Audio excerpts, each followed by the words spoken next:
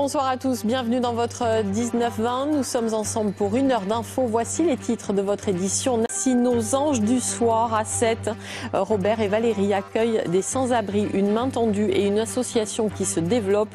On en parle avec eux tout à l'heure. Il est difficile de ne pas penser aux plus démunis en ce 25 décembre. Les anges de la rue, eux, n'ont pas attendu Noël pour aider les sans-abri.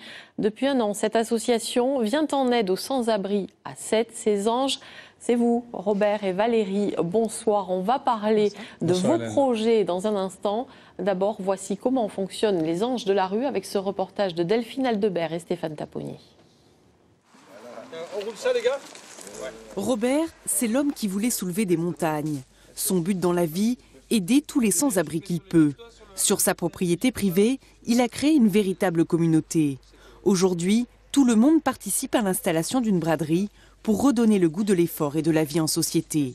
Mais le désir de Robert de se mettre au service des autres est animé par une foi profonde et ancienne. La naissance de ma 6e enfant, qui est née avec des complications, qui ont duré 1 an, c'était 17 opérations. Et je me suis un peu tourné vers Dieu parce que j'étais désespéré et je ne voyais pas d'issue. Et je me suis fait la promesse que si Dieu laissait la vie à ma fille, moi je passerai le reste de ma vie à aider les autres. Et il a tenu parole. Pour le moment, il héberge dans cette tente militaire 15 personnes. Robert, qui a fait fortune dans les affaires, n'en est pas à son coup d'essai.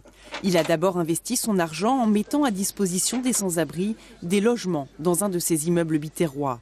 Mais aujourd'hui, il a voulu aller plus loin en donnant aussi de son temps. Non seulement je ne vis pas avec eux, mais en plus, ils n'étaient pas actifs, ils n'avaient aucune activité, ils étaient dans l'oisiveté totale. Donc ils n'avaient pas de projet. Alors que là, ils sont tous mus par un projet commun, on fait quelque chose. On construit une braderie, on met en place des tentes, on fait des collectes de vêtements, de n'importe quoi. On va chercher des choses qu'on doit chez les gens. Donc on fait quelque chose ensemble. Et là, l'espoir revient pour tout le monde et on avance. Les sans-abri ont trouvé ici plus qu'un refuge en vivant auprès de Robert et d'une partie de ses enfants. C'est pas quelqu'un qui juge les gens. S'il y en a un problème, on va le voir, on parle calmement avec lui. Très compréhensif. C'est un deuxième père. C'est une famille que j'ai retrouvée grâce à Valérie, la vice-présidente, qui m'a récupéré dans la rue où j'en avais marre. J'étais au bout du rouleau. Et là, maintenant, je suis le plus heureux, quoi. Plusieurs fois par semaine, cette grande famille investit les rues de Sète pour collecter de la nourriture auprès des commerçants. Aujourd'hui, beaucoup de ces toits ont adhéré au projet et permettent à Robert de poursuivre son action. Les anges de la rue, bonsoir Robert, à vos côtés Valérie qui est vice-présidente de cette association. Valérie, pourquoi avoir rejoint Robert? Vous étiez déjà plus ou moins dans l'humanitaire, mais qu'est-ce qui a fait la différence dans les anges de la rue? Parce que c'est vraiment un concept parfait avec cette implication, parce qu'ils ont une participation active. On est toujours ensemble et ça fait comme une famille. Et du coup, il y a vraiment un système de vie communautaire qui est absolument extraordinaire et on trouve des gens vraiment géniaux. On ne s'attendait pas à trouver des gens d'une telle qualité dans la rue.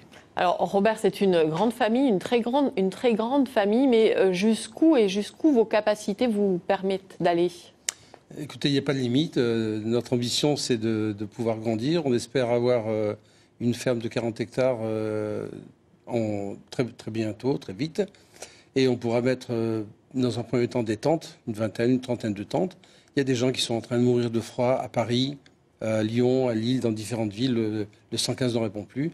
Donc on a vraiment envie d'aller les chercher. Et on veut organiser toute une... Robert, là, on est sur. Vous parlez de financement, puisque vous voulez accueillir à peu près tout le monde, mais jusqu'où vous pouvez aller financièrement sans l'aide des collectivités?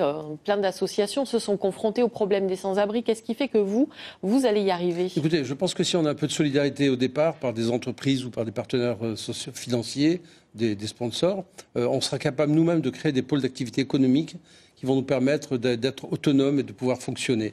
De créer par exemple le style homme de la rue, une marque de vêtements que les gens pourront acheter pour aider l'association et qui seront fabriqués par les sans-abri, par exemple. Valérie, des idées, Robert n'en manque pas, ça on l'a compris. Vous parliez de monde idéal, sauf que vous êtes aussi confronté au monde des sans-abri. Oui. Je pense à l'alcoolisme notamment. Comment vous résolvez ces problèmes aux anges de la rue ? Tout Tout d'abord, on a beaucoup d'empathie, on parle beaucoup avec les personnes et on se remet toujours en question.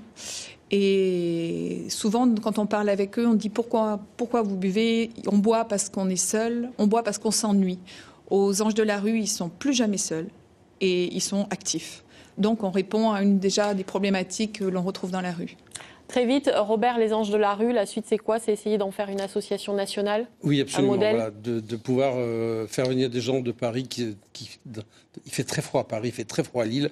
Donc trouver des surfaces, des terrains, et ensuite leur construire des petites maisons individuelles, des petits chalets sur roues, pour que la réglementation ne nous pose pas de problème. On en reparlera très certainement. Merci beaucoup encore.